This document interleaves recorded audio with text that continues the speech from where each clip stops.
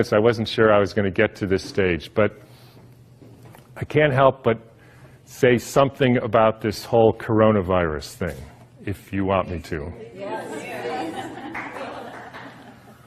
So, again, when you know Steiner, you have the answers to the test, but you have to then figure out the details. In 1918, after the biggest pandemic, the Spanish flu pandemic of 1918, Steiner was asked, what was this all about? And he said, well, viruses are simply excretions of a toxic cell.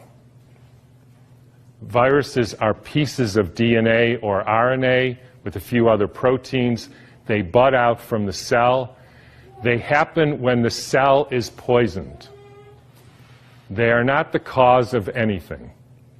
And the first way I would encourage you to think about this is if you are a famous dolphin doctor, right? And you have been studying dolphins in the Arctic Circle for hundreds of years, or at least a long time, and the dolphins were fine. And then they call you up, Fred, all the dolphins, or a lot of the dolphins, are dying in the Arctic Circle. Can you come and investigate? Right?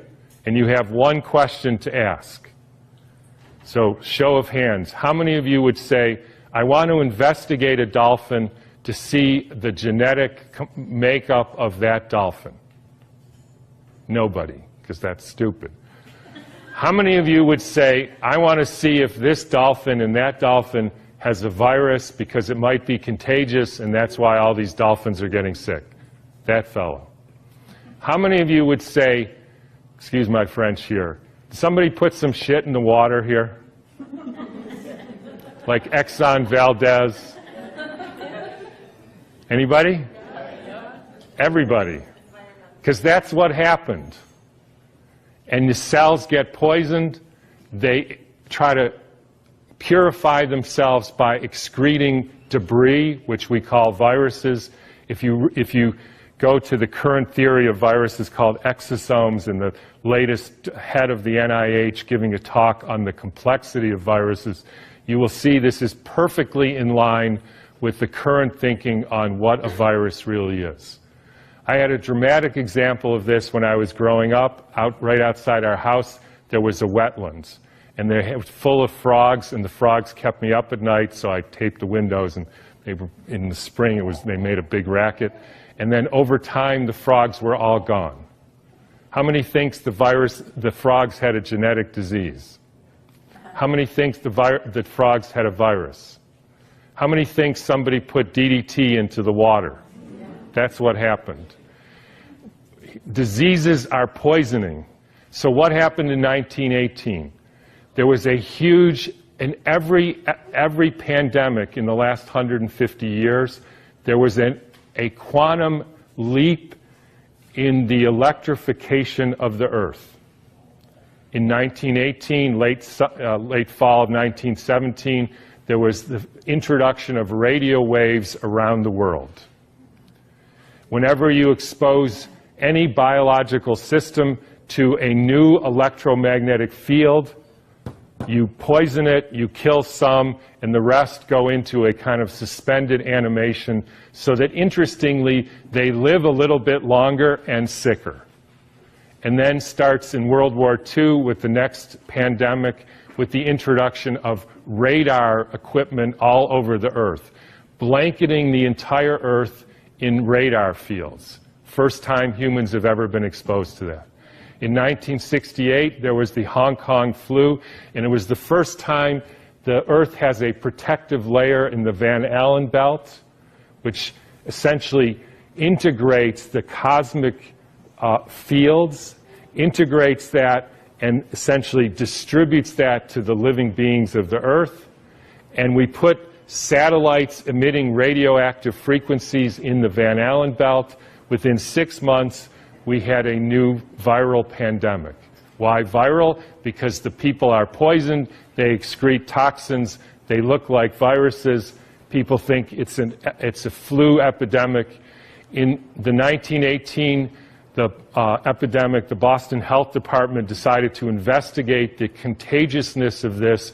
So they, believe it or not, took hundreds of people with the flu and they sucked the snot out of their nose and injected it into the healthy people who didn't have the flu, and not one time could they make the next person sick. They did this over and over again, and they were not able to demonstrate contagion. They even did it with horses who apparently got the Spanish flu, and they put bags over their head, and the horses sneezed in the bag, and they put the bag over the next horse, and not one horse got sick. You can read about this in a book called The Invisible Rainbow by Arthur Furstenberg, who chronicles all the steps in the electrification of the Earth and how within 6 months there was a new flu pandemic all over the world.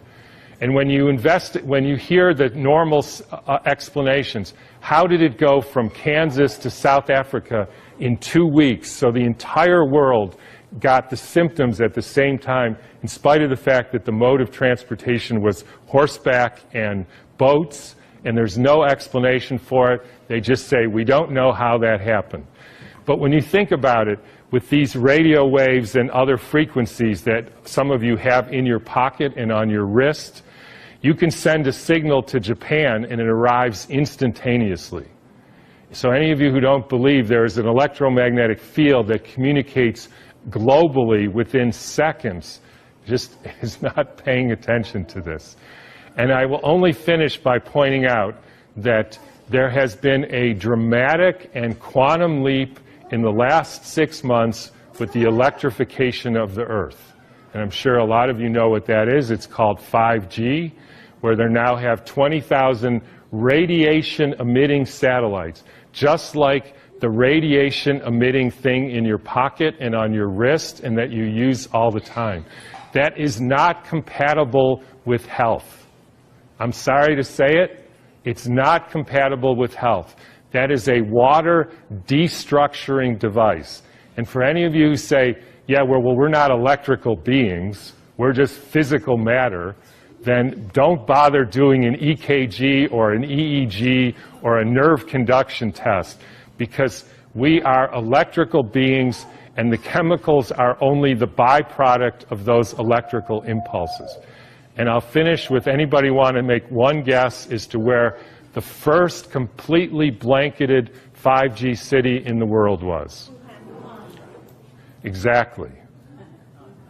So when you start thinking about this, we are in an existential crisis here, folks, the likes of which humankind has never seen. And I don't want to go all Old Testament prophet on you, but this is something that is unprecedented. The putting of 100,000 satellites in the very blanket of the Earth. And by the way, as I was going to say earlier, this actually has something to do with the vaccine question, and this got brought home to me because about a year ago or so, I had a patient who came in who was totally fine, a surfer and all, and then he works as an electrician putting in Wi-Fi systems for very wealthy people. Electricians have a very high mortality rate, but he was fine. And then he breaks his arm and he gets a metal plate put in his arm. 3 months later, he couldn't get out of bed and was total, heart irregularities, just total collapse. The susceptibility has to do with how much metal you have in your body, as well as the quality of the water in your cells. So if you start injecting aluminum in people, they become receptors for absorbing increased electromagnetic fields, and that is a perfect storm for the kind of deterioration of the species, which is what we're now experiencing. And I'm just going to finish with one more thing, which I like to, is a quote from Rudolf Steiner. And by the way, this was around 1917, so it was a different time. In times when there were no electrical currents, when the air was not swarming with electrical influences, we're talking 1917, it was easier to be human. For this reason, in order to be human at all today, It is necessary to expend much stronger spiritual capacities than was necessary a century ago. So I'll just leave you with whatever you can do to increase your spiritual capacities, because it's really damn hard to be a human being these days.